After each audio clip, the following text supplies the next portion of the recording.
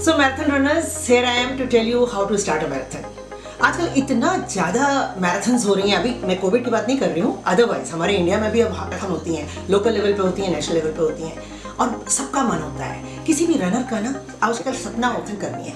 अब मैराथन होती है 21 किलोमीटर 42 किलोमीटर्स।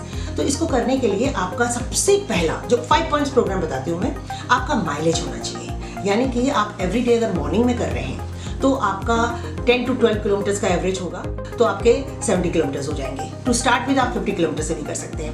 बिल्कुल ही बिगनर हैं, कभी किया ही नहीं है, तो just start walking and jogging. धीरे धीरे बढ़ा के डेली के 5 किलोमीटर 7 किलोमीटर 10 किलोमीटर तक पहुंच जाइए।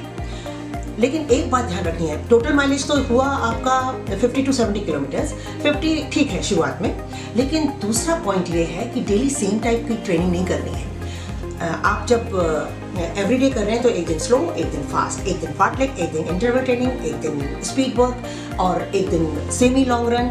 और ये हमेशा ध्यान रखें, मैराथन रनर्स जो गलती कर जाते हैं, 21 किलोमीटर्स के लिए सेमी लॉन्ग रन 15 किलोमीटर होता है, लॉन्ग रन 18 प्लस होता है, 20 भी हो सकता है। मैराथन रनर के लिए फुल मैराथन 42 किलोमीटर्स के लिए सेमी लॉन्ग रन 25 किलोमीटर होता है और जो लॉन्ग रन होते हैं वो 28 से स्टार्ट करके 30 किलोमीटर तक होते हैं। तो ये आपने ध्यान रखना है कि आप जब LSD कहते हैं, लॉन्ग स्लो डिस्टेंस, तो वो उनके किलोमीटर पूरे हैं या नहीं। 12-13 किलोमीटर किसी भी मैराथन में, ना 21 में ना फुल में लॉन्ग रन नहीं होते। तो एक तो ये हो गया थंब आपका। उसके बाद आपने रोज वेरिएशंस करने हैं, जिसमें आप किसी दिन स्लो फास्ट ट्रेनिंग कर लो, किसी दिन स्पीड वर्क कर लो, किसी दिन कंटिन्यूस कर लो, किसी दिन नेगेटिव स्प्लिट्स कर लो।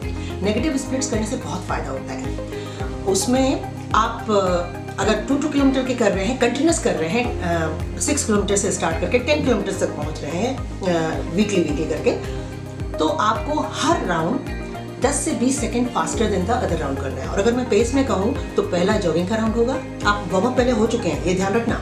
उसके बाद पहला राउंड होगा जॉगिंग का, उसके बाद होगा मीडियम पेस, फिर होगा फास्ट पेस, फिर होगा रेस पेस, और फिर अगर आप रेगुलर रनर हैं तो आप उसको मेंटेन करें, और नहीं तो रेस पेस के बाद में एक जॉग डाउन का कर लें। और इस तरह से आपका नेगेटिव स्प्लिट, इसको प्रोग्रेसिव रन कहते हैं, ये आपके कॉम्पिटिटिव स्प्लिट को बढ़ाता है, आपकी फिटनेस को बढ़ाता है, आपके स्पीड एंड्योरेंस को बढ़ाता है। इस तरह से आप 5 टाइप्स के जब प्रोग्राम करेंगे, लॉन्ग रन आपके पूरे होने चाहिए, माइलेज पूरा होना चाहिए, आपका वेरिएशन पूरा होना चाहिए, एवरीडे डिफरेंट काइंड का वर्कआउट होना चाहिए।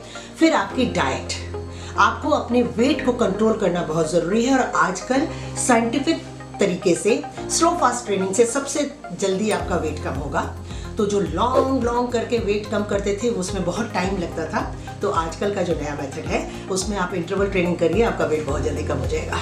उसके बाद आपका प्रॉपर रेस्ट, वो बहुत ज़रूरी है।